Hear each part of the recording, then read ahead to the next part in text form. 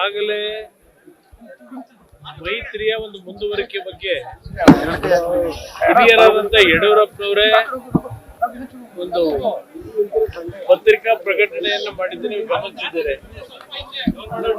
ಈ ಒಂದು ಮೈತ್ರಿಯ ಒಂದು ಹಿನ್ನೆಲೆ ತಾತ್ಕಾಲಿಕವಾಗಿ ಮಾಡಿರ್ತಕ್ಕಂಥದ್ದಲ್ಲ, ಈ ಮೈತ್ರಿ ಶಾಶ್ವತವಾಗಿ ಮುಂದುವರಿಬೇಕು ಅಂತ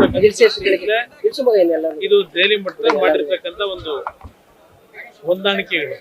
ಅದರಿಂದ ಇಲ್ಲಿ ಯಾವುದೇ ರೀತಿಯ ಸಮಸ್ಯೆಗಳಿಲ್ಲ, ಮೈತ್ರಿ ಸುಗಮವಾಗಿ ಮುಂದುವರಿಯುತ್ತೆ.